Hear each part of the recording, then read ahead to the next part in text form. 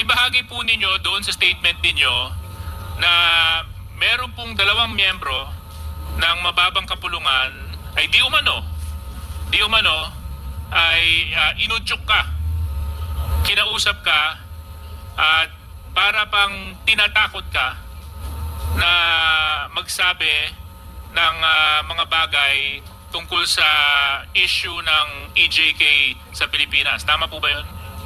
Your Honor, I would like to stand by my statement in the Senate under oath, Your Honor. I think his invitation to the Senate was to discuss about EJK and illegal drugs. And nowhere in his affidavit did he mention anything about illegal drugs and EJK to admonish men in uniform. Colonel Crijaldo, stop invoking your right against self-determination. Nobody's asking you any incriminating questions here.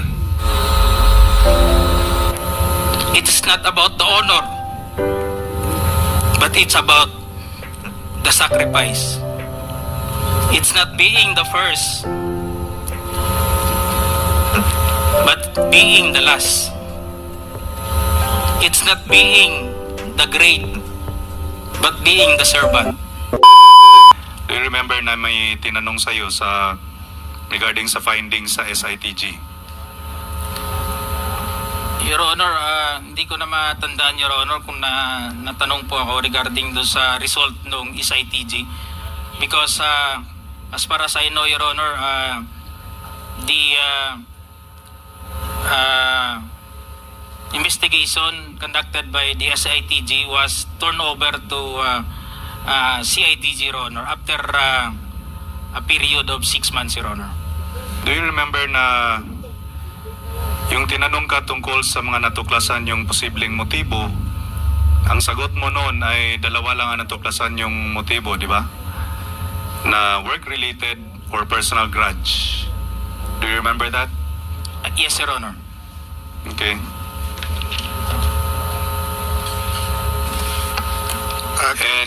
Kindly wrap up, Congressman Swan. During the last QUADCOM hearing, hindi mo man lang binanggit na meron palang alegasyon na sangkot ng droga, allegedly, si Mr. Barayuga. Yes, Your Honor. I could not confirm that he was involved in the or in the drug list, Your Honor. Yung sinasabi po natin, Your Honor, na kung yung knowledge lang po namin, Your Honor, sa Intel, just confined within our area of jurisdiction, Your Honor. Yung sa investigation report nyo na that you submitted, did you include the fact that Mr. Barayuga was part of the watch list, part of the drugs watch list? Hindi ko na po ano yung napag-usapan doon, Your Honor, doon sa pag wrapping up or the nung nagkaroon na ng Your Honor, yung resolution, yung SITG. I was already relieved as Chief of Police of Mandaluyong, Your Honor. Mr. Chair. Just a manifestation, Mr. Chair, because based on this interpellation, it would seem that the witness has a propensity to withhold crucial information and he always claims that he has no knowledge of the matter, notwithstanding the fact that there is evidence to controvert his statements. And ito ay nakakabahala at posible namang maging hadlang sa ating investigasyon kasi gusto lang talaga natin yung katotohanan. No more questions, Mr. Chair. Thank you, Congressman Suwan. Just Mr. Chairman, DSJJ, I just would like to ask a very short question to Colonel Grijaldo in relation to the questions asked by Congressman Suwan. Doon ba sa investigasyon nyo, you were the Chief of Police ng Mandaluyong when the Barayuga assassination happened, correct? Yes, sir. And base sa inyong investigasyon sa nangyaring yun, ano ang posibleng motibo sa pagpatay kay kay General Barayuga? Your Honor, hindi na nga po ako nakapag na-discuss during the ng SITG report because I was not already that time. On whose in the- orders the SITG was formed? Is it the chief of police or somebody higher than you? On the district level, Your Honor. So and who was that? The district director, Your Honor. And he was the district director at that time. Just I could not remember the... Posible naman kaya hindi mo matandaan yung immediate superior mo. Just I'll check, Your Honor. Check, I'll give you 30 seconds. Please check. Yes, Your Honor. Check ko lang, Your Honor. Hindi naman kapani-paniwala na hindi mo matandaan kung sino yung superior mo. If you're trying to cover up for someone, do it in the most professional way, so to speak. I don't know if there is really a professional way to do that, but there is some semblance of cover-up.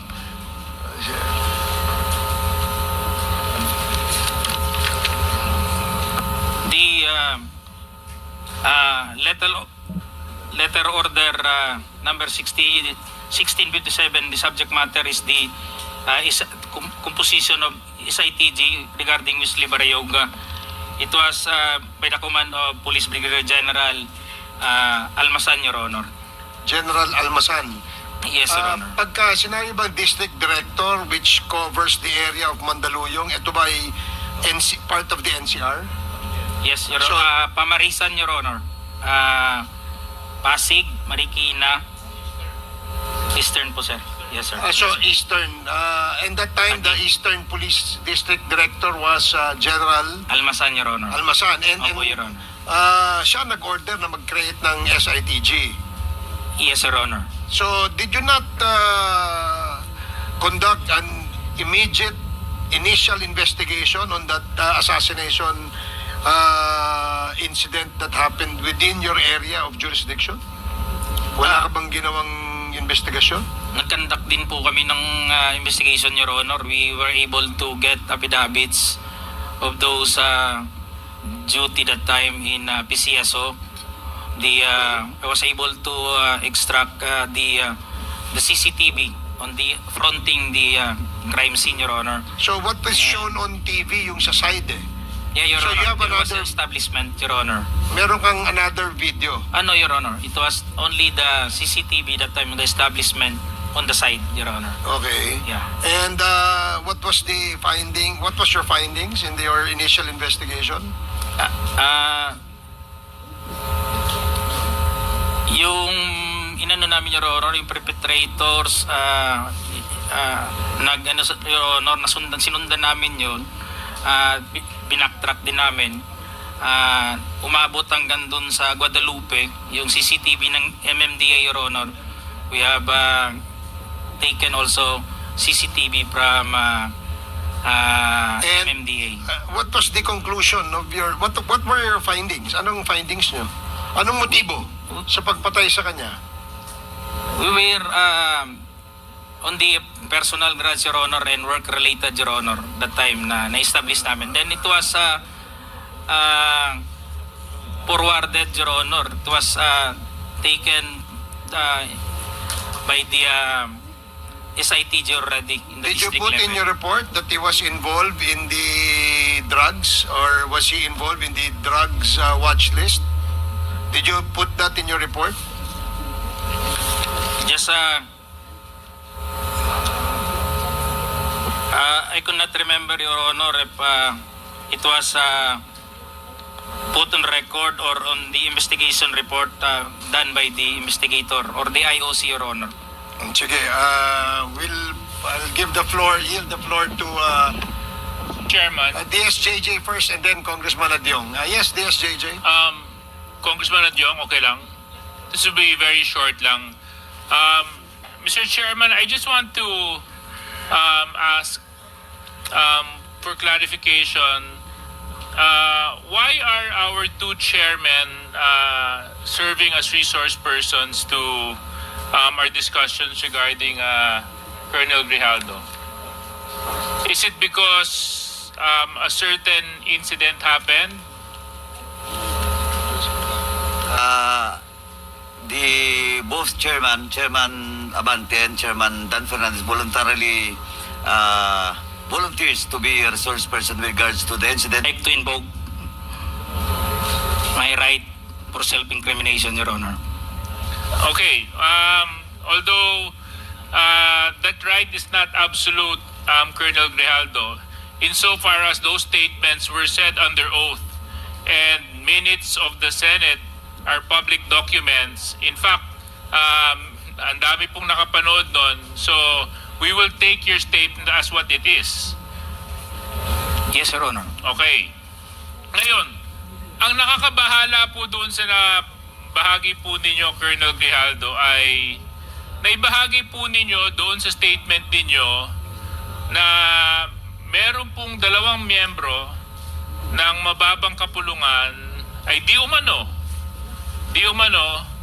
ay inudyok ka, kinausap ka, at para pang tinatakot ka na magsabi ng mga bagay tungkol sa issue ng EJK sa Pilipinas. Tama po ba yun? Your Honor, I would like to stand by my statement in the Senate under oath, Your Honor, and I would like to invoke my right for self-incrimination, Your Honor. Okay, but you have already stated your statement. So, Comsec, meron po ba tayong kopya nung affidavit ni Colonel Crijaldo? Your Honor, I apologize, we have not secured a copy of... But I think the very resourceful Chairman Akop will allow me to...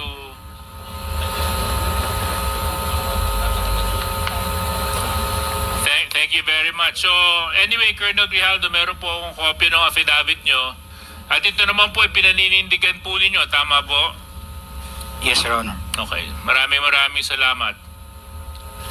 Dito po sa number 7 ng inyong sinumpang salaysay, sinabi po ninyo dito, when I entered the end room, I saw 2 lawyers of Colonel Garma standing inside the room. One of the lawyers approached me and then asked me what we were going to talk about. And I said that I do not know. Number 8, after a while, Congressman Dan Fernandez entered the room and he asked me to sit beside him on the right side. Then Congressman Abante entered the room and sat on the far end chair on my right. One of the lawyers of Colonel Garma stood at my back. Your Honor, I would stand by my statement Okay, in so the Senate I would under oath, Your Honor, and I invoke my right for self-incrimination, Your Honor. Point of order, Mr. Chairman. Point of order. Yeah, what is the point of I don't see any reason why our guest keeps on invoking his right against self-incrimination when Deputy Speaker J.J. Suarez was not asking him anything incriminating. He was just merely reading a portion of his affidavit. So I don't like, Mr. Chair, that this committee, that our resource person may impress upon the public that we are here to corner him and to incriminate him. Please, tigilan mo yan. Hindi naman, Mr. Chair, it's not right to invoking self-incrimination when in fact DSJJ is not asking you any questions but merely reading his affidavit. Baka naman ng message na pinapakita, Mr. Chairman, sa publiko, inaanggulo natin siya dito. I'm sorry, Mr. Chair, but I have to manifest this. I think his invitation to the Senate was to discuss about EJK and illegal drugs. And nowhere in his affidavit did he mention anything about illegal drugs and EJK. He did not share any inputs or his knowledge on illegal drugs. His participation in that Senate inquiry was merely to besmirch the reputation of some of the chairmen here. And as a result, attempting to degrade the integrity of the QUADCOM. So please, I hate to admonish men in uniform. I have the highest respect for our policemen. But please, Colonel Grijaldo, stop invoking your right against self-incrimination. Nobody's asking you any incriminating questions here. Mr. Chair. And Mr. Chairman, along the line of Congressman Adjong, I don't think it's incriminating because number one, sinumpang salaysay niya po ito eh. Pirmado niya po ito eh. So how can he incriminate himself when he actually signed this affidavit? And this is a public document, Mr. Chair. So if our resource person is invoking this right to self-incrimination, I think that is out of order. Okay, I'd like to remind the resource person that the questions being asked of you are the statements you made in your affidavit. And the questions that DSJJ is asking is whether you confirm those statements that you stipulated in your affidavit. Dahil affidavit, pinirmahan mo yun, there's nothing incriminating no doon sa tanong ni Congressman JJ Suarez. So please answer appropriately the questions being asked by the members. Congressman Akop? Mr. Chair, may we ask the resource person the basis why he is invoking his right against self-incrimination? Yeah, please answer. What is the basis of you invoking the right against self-incrimination?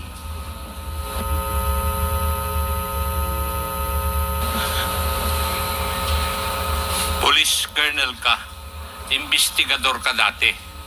You know the basic rudiments of investigation. Alam mo dapat kung kailan i-invoke yung right against self-incrimination. Di po ba? Kasi nagko-conduct ka ng investigation eh. Now, may I know your legal basis why you are invoking your right against self-incrimination?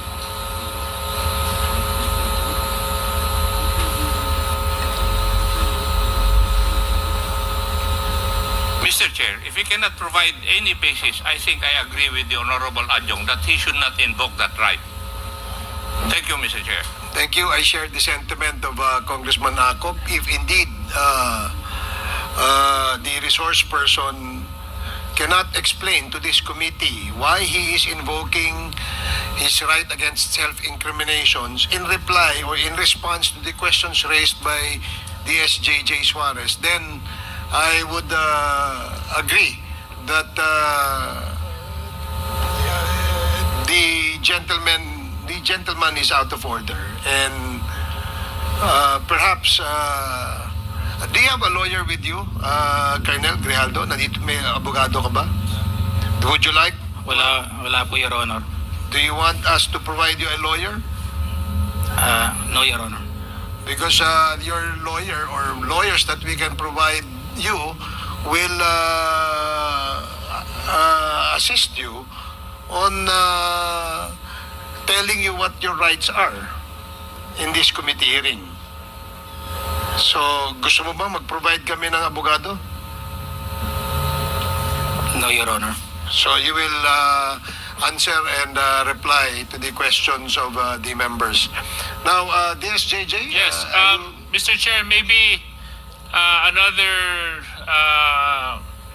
opportunity we can provide to the resource person. Colonel Crijaldo, kung kayo po ay hindi komportable dahil nga maraming nanonood at nasa publiko po ang hearing na ito, would you want or would you request for an executive session so that you can divulge the details and the truthfulness to the affidavit that you executed in the Senate hearing? No, Your Honor. Okay, so therefore we can proceed, Mr. Chair. Please proceed. So, Colonel Crijaldo, matanong ko lang po, ano po ang nag-udyok sa'yo para i-execute tong affidavit na ito? Just I have said, Your Honor, during my opening statement in the Senate, it was Tuesday. We have a hearing here on Tuesday, and we ended up on the Wednesday on the event of the Typhoon Christine. And as I have said, I go back to my home and dinibdib ko po yung nangyari sa akin, Your Honor. And I never told this to my wife that time for 2 days.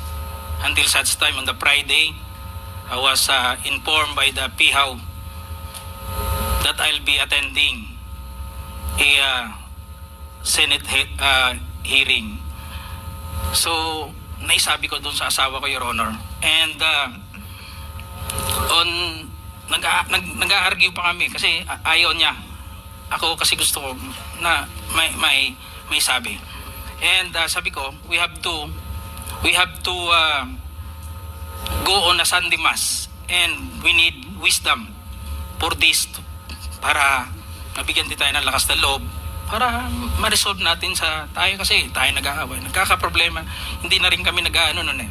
So on the Sunday, it was on the gospel. Sabi ko, pakinggan natin kung ano man yung masabi ng gospel sa atin that day. And it was a great enlightenment and a wisdom na ibinigay sa akin, Your Honor. The gospel said that it's not all about the crown, but it is about the cross. It is not about the honor, but it's about the sacrifice. It's not being the first,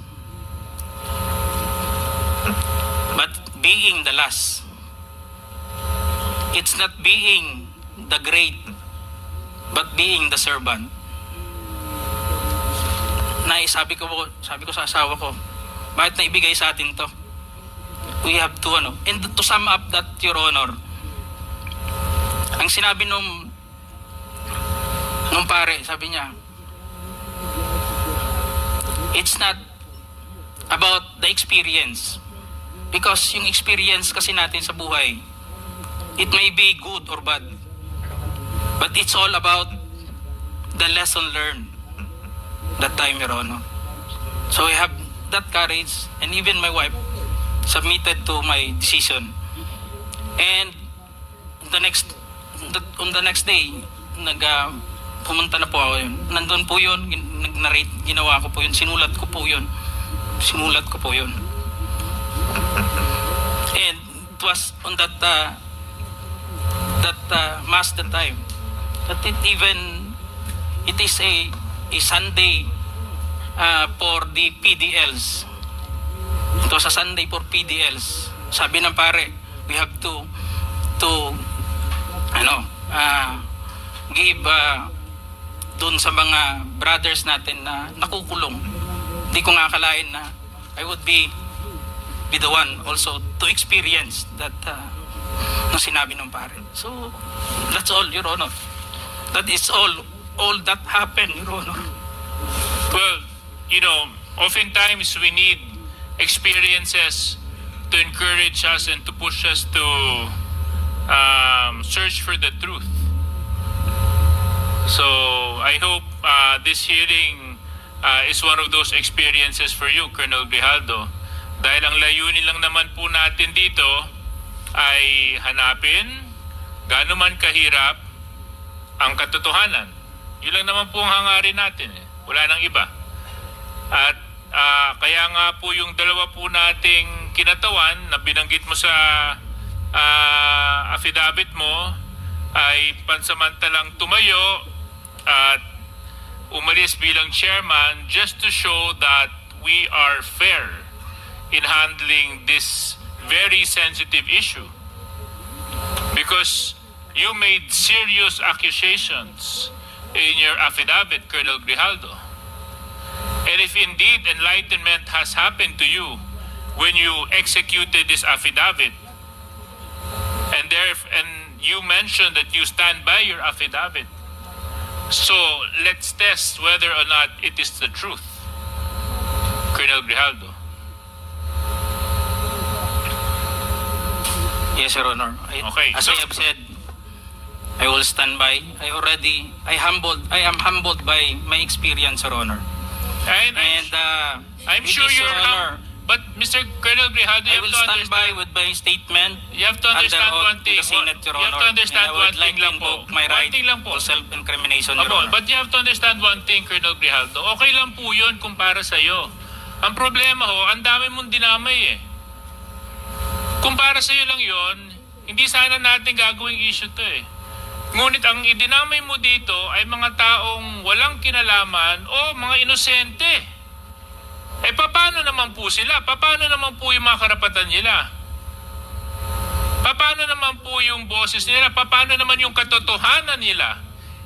Hindi pa po natin sila pahahalagahan dahil pangahawakan lang natin yung sinabi mong enlightenment mo? But they have their own rights too, Colonel Grijaldo. So Colonel Grijaldo, siguro wag na tayong paligoy-ligoy pa. With the permission of Mr. Chairman, Colonel Grijaldo, you made some serious accusations here. In fact, so serious that it was even carried by our media news for almost a week, 2 weeks. And because of your accusations, you've tarnished the very reputation and integrity of the committee and the House of Representatives. Things that I will not allow dahil ito pong posisyon na inuupuan namin, ay ito po ay posisyon ng tiwala na ipinagkaloob sa amin ng taong nagtitiwala sa amin. At kailanman hindi ako papayag na may mga tao na magdudungis at magtatapon ng kasinungalingan para sirain ang integridad ng trabaho ng House of Representatives at syempre ng komitibang ito. So Colonel Grijaldo, sinabi mo po dito sa inyong sinumpang salaysay that you were persuaded